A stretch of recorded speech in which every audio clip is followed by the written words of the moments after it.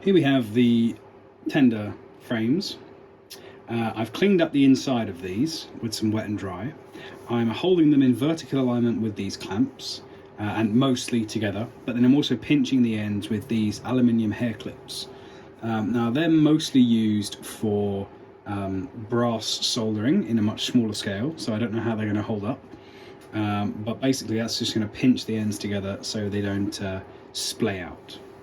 Now my idea is to spray some of this butane gas, because I still haven't got my gas for my proper stuff, on here and heat this up in general, probably closer to the clamp than to the end, and hopefully that will solder them together so I can machine them properly. Just for completeness sake, I'm using Car's 188 degree solder paint, and I am using Car's green flux. Now I think this is going to be too weak. I think you need to use yellow flux for steel, but this isn't a structural thing. This is just holding them together while I drill various holes. So I'm going to give it a try and see what happens.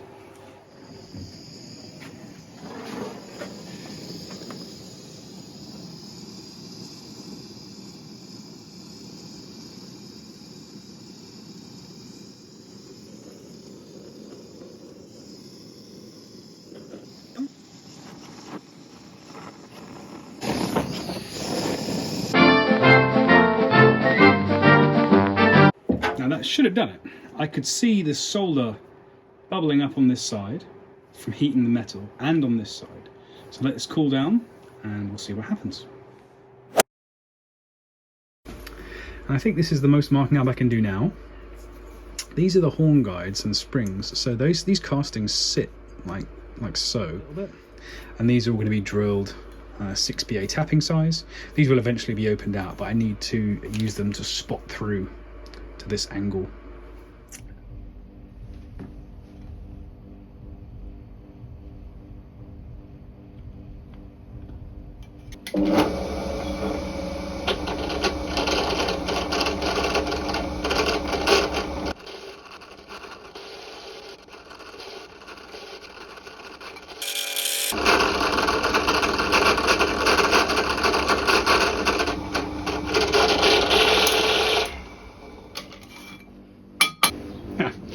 I forgot these have to be 6BA clear because I've already threaded the holes in the spacers.